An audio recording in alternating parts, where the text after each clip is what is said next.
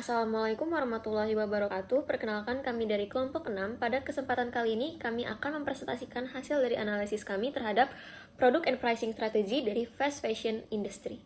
Pertama-tama izinkan saya memperkenalkan saya dan anggota kelompok saya. Saya sendiri Oktadelia, lalu ada Fahri Suban Fauzi, Ina Rosalin Ermas, Muhammad Nabil Asyatiri, dan Syifa Audisiani Nur Medina.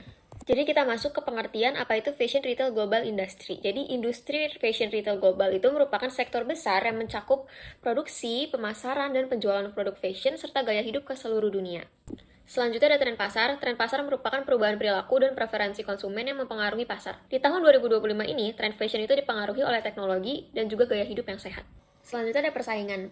Pengertian persaingan secara umum itu merupakan di mana dua orang atau lebih itu memperebutkan suatu nilai tinggi demi mencapai tujuannya. Nah, dalam dunia bisnis, persaingan sendiri merupakan situasi dari dua bisnis atau lebih yang berusaha untuk mendapatkan konsumen dan menawarkan produk mereka yang terkadang terlihat sama dengan harga dan kualitas yang berbeda. Persaingan fashion global di tahun 2025 semakin ketat, khususnya untuk brand H&M, Zara, dan Uniqlo. Mereka itu bersaing ketat untuk menarik perhatian para konsumen dengan produk mereka yang trendy dan juga berkualitas. Selanjutnya ada kebutuhan konsumen. Nah, kebutuhan konsumen sendiri itu merupakan segala sesuatu yang diperlukan oleh konsumen agar hidupnya itu lebih nyaman, efisien, dan juga memuaskan dirinya sendiri. Kebutuhan konsumen itu juga menjadi salah satu pendorong para konsumen untuk memutuskan apakah dia akan membeli barang atau tidak. Di tahun 2025 ini, selain kenyamanan dan kepuasan akan kebutuhan fashion, di samping itu para konsumen juga memikirkan gaya. Pergeseran digital dalam dunia fashion itu merupakan perubahan signifikan yang terjadi karena penerapan teknologi digital di semua bidang industri fashion, kayak meliputi proses desain, produksi, pemasaran, serta cara konsumen berbelanja dan berinteraksi dengan produk. Di tahun 2025 ini, pergeseran digital itu terjadi secara besar-besaran. Kita masuk ke competing brands. Yang pertama ada H&M. Jadi untuk profil singkatnya, H&M itu merupakan fashion retail global terbesar kedua setelah Inditex, produk atau jasa utama. Nah, H&M ini dikenal sebagai bisnis produk fast fashion mereka yang meliputi pakaian, aksesoris, sepatu, dan tas yang berkualitas baik dengan harga yang terjangkau tentunya. Selain pakaian yang biasa digunakan untuk bersantai, H&M juga menyediakan pakaian olahraga untuk pria ataupun wanita. Selanjutnya ada market share. Jadi H&M itu salah satu brand yang memiliki kepopuleran yang tinggi di seluruh dunia. Di tahun 2025 ini, H&M menguasai sekitar 1,4% dari pasar pakaian global. Nah, di pasar global, H&M itu menduduki posisi ketiga setelah Nike dan juga Adidas. Selanjutnya, strategi penetapan harga yang ditetapkan oleh H&M yaitu strategi harga rendah atau low pricing strategy untuk menawarkan produk fashion dengan harga yang lebih murah. Caranya didukung oleh produksi dalam jumlah banyak, bahan yang murah, dan sistem distribusi yang efisien. H&M juga menggunakan psychological pricing seperti harga Rp149.900 agar terlihat menarik.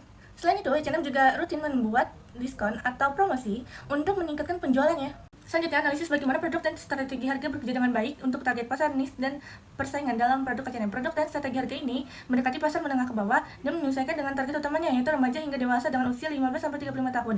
Produknya yang beragam mulai dari casual dan formal untuk wanita, pria, dan anak-anak, serta aksesoris dan pakaian olahraga. Niche H&M berada di pasar fast fashion karena mampu merespon cepat untuk mengikuti tren dan harganya terjangkau. Dalam persaingan global, H&M lebih murah dibandingkan dengan Zara dan untuk mengikuti tren, H&M lebih cepat meniru dibandingkan dengan Uniqlo. Terakhir ada pro dan kontra yang dimiliki oleh brand H&M. Pro-nya, H&M unggul karena harganya terjangkau, desainnya kekinian, dan pembeliannya mudah diakses melalui toko fisik ataupun online melalui website dan aplikasi. H&M juga menawarkan banyak kategori produk mulai dari pakaian dan aksesoris. Inilah yang membuat H&M terkenal sebagai salah satu brand fast fashion yang diminati secara global.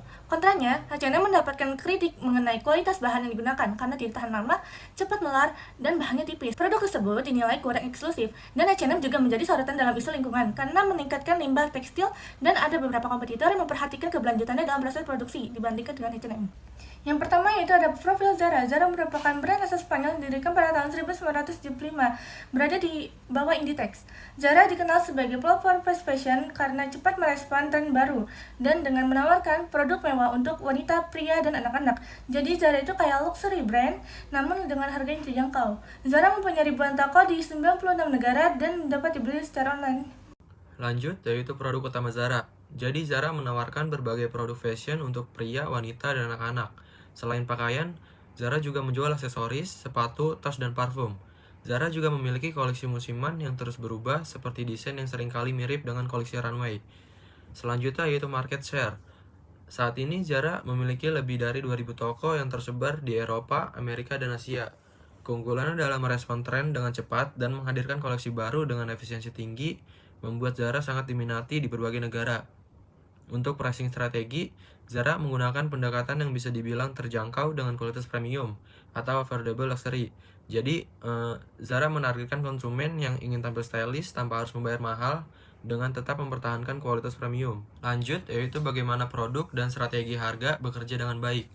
Jadi Zara menargetkan pasarnya kepada konsumen kelas menengah ke atas, yaitu orang-orang yang ingin tampil stylish dan mengikuti tren terbaru, tapi tetap mempertimbangkan harga.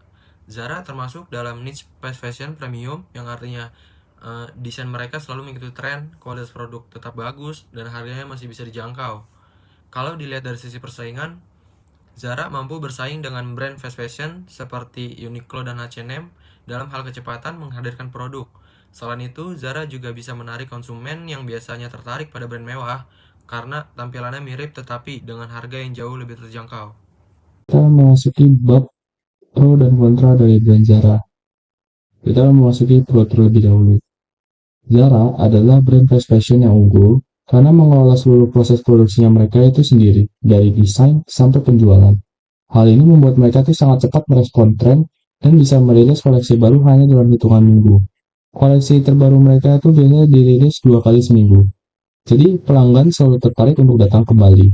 Zara juga sudah tersebar luas secara global dengan banyaknya toko fisiknya mereka. Dan mereka memakai teknologi seperti RFID untuk efisiensi stok. Harga produknya juga cukup terjangkau, tapi tetap terlihat mewah, sehingga banyak kalangan muda yang menyukainya. Kita akan masuk ke kontra dari brand Zara. Walaupun Zara juga punya tantangan, rotasi produk mereka yang terlalu cepat kadang membuat kualitas jadi kurang tahan lama. Mereka juga masih terlalu bergantung pada toko fisik dan belum maksimal di bisnis digitalnya mereka. Websitenya memang modern, tapi kurang ramah pengguna. Selain itu, mengklaim peduli lingkungan, model fast fashion mereka masih diragukan dari sisi keberlanjutan. Brand selanjutnya yaitu Uniqlo. Uniqlo adalah brand asal Jepang yang fokus pada pakaian kasual, yang simple dan fungsional. Mereka punya filosofi yaitu fashion functionalism, artinya pakaian dirancang agar nyaman, awet, dan bisa dipakai dalam berbagai situasi. Contohnya seperti kaos polos, celana bahan, dan teknologi high-tech. Produk Uniqlo cenderung basic, jadi mudah dipadukan dan tetap stylish. Meski tidak mengikuti tren musiman, mereka lebih fokus pada kualitas dan kegunaan dalam jangka panjang. Dari sisi ekspansi, Uniqlo juga sudah masuk ke banyak negara Asia dengan pasar besar, lalu berkembang ke Eropa lewat toko di Paris dan London. Mereka disebut sebagai pimpinan perubahan di industri fashion Jepang dan dikenal menciptakan pasar baru lewat produk fungsional. Selanjutnya ada strategi harga. Uniqlo itu punya strategi harga yang simpel, terjangkau, jadi nggak perlu nunggu diskon besar-besaran. Diskon biasanya cuma muncul di akhir musim, biar tetap kelihatan eksklusif. Mereka juga pintar mainin harga kayak 200-200 biar kelihatan lebih murah. Selain itu, Uniqlo pintar banget nyatuin produk dan harga buat ngedeketin segmen menengah ke atas yang cari kualitas dan kenyamanan. Produknya basic tapi berkualitas tinggi. Mereka pakai strategi everyday low pricing, jadi harganya stabil, terjangkau, dan gak ngandelin diskon besar. Ini bikin konsumen percaya dan ngerasa dapat nilai lebih. Beda sama H&M dan Zara yang fokusnya di tren dan diskon besar. Uniqlo justru nawarin produk yang tahan lama, inovatif, dan harganya konsisten. Hasilnya, pelanggan jadi loyal dan citra mereknya jadi kuat. Adapun kelebihan Uniqlo itu produknya berkualitas, desainnya simple, harganya stabil. Mereka juga sering kerja bareng desainer keren dan peduli sama isu sosial lingkungan. Kekurangannya, koleksinya kurang bervariasi, jadi nggak terlalu cocok buat yang pengen tampil beda.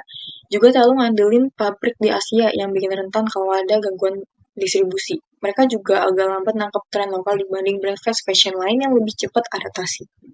Menurut kami, strategi brand yang paling bagus itu Zara, karena dia paling gesit di fast fashion. Produksinya cepat, desainnya kekinian, dan harganya masih terjangkau. Mereka punya sistem distribusi yang cepat, jadi bisa update koleksi tiap beberapa minggu. Pas banget buat yang suka tampil trendy. Jadi secara umum Zara paling nyambung sama selera pasar sekarang. Kesimpulannya, persaingan fashion dari tahun 2025 makin ketat karena teknologi, isu lingkungan, dan gaya hidup baru.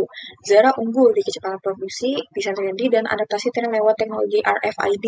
Uniqlo fokus di kenyamanan, bahan inovatif, dan harga stabil, tapi kurang cocok buat yang suka tren cepet. H&M koleksinya banyak dan murah, tapi kualitas dan dampak lingkungannya jadi tantangan. Intinya Zara paling responsif, Uniqlo unggul di jangka panjang, dan H&M butuh inovasi lebih lanjut. Sekian presentasi dari kami, terima kasih.